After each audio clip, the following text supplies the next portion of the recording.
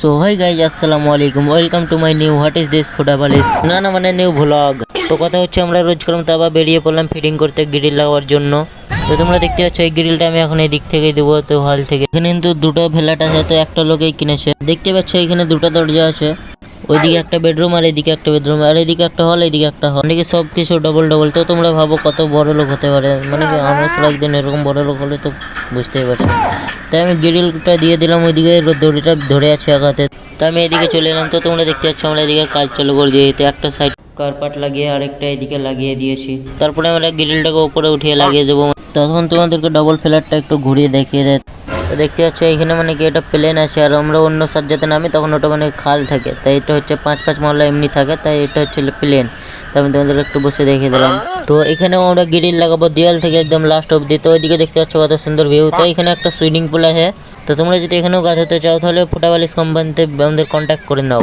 তারপরে এদিকে তোমাদেরকে দেখার জন্য চলে এলাম। তো দেখতে পাচ্ছ এদিকে একটা কিচেন আছে, কিন্তু আর একটা বিষয় হচ্ছে কি এটা আবার কি মানে কি আমার জন্যই স্পেশাল অফিসের সিট বানিয়েছে। তো এখানে আমি বসে থাকবো, তা এসি ওলা। তো এখানেও আমরা মানে গ্রিল লাগাবো দেওয়াল থেকে লাস্ট পর্যন্ত। তো এদিকে দেখতে পাচ্ছ আর একটা বিল্ডিং হচ্ছে, ওটা 50 মহলা অব্দি হবে। তো আমাদের এদিকে গ্রিল লেগেছে, কিছু বাকি আছে কাজ করতে, তাই আমি পানি নিয়ে আসতে চলে এলাম নিচে। তো তোমরা বুঝতে পারছো মানে কি এত রোদ গরমে যে বাইরে ছিল আর তো হালুয়া মানে টাইট না মানে নরম হয়ে গেছে। তাই আমি পানি নিয়ে আসতে চলে এলাম নিচে সবাই খাবার জন্য। তো আমি পানটা নিয়ে উপরে চলে এলাম, দেখতে পাচ্ছ। তো পানটা নিয়ে নিয়েছি আমি। তো এই গ্রিলগুলো আছে, একটা ফ্ল্যাটের এটা, একটা ফ্ল্যাটের হচ্ছে এটা। তারপরে আমি পানিটা নিয়ে আসা পরে এদেরকে দিয়ে দিলাম। তো এই গ্রিলটা আমাদের ফাইনাল হয়ে গেল। তোমরা এইদিকে চলে এলাম আর একটা কিচেনের গ্রিল লাগাবার জন্য।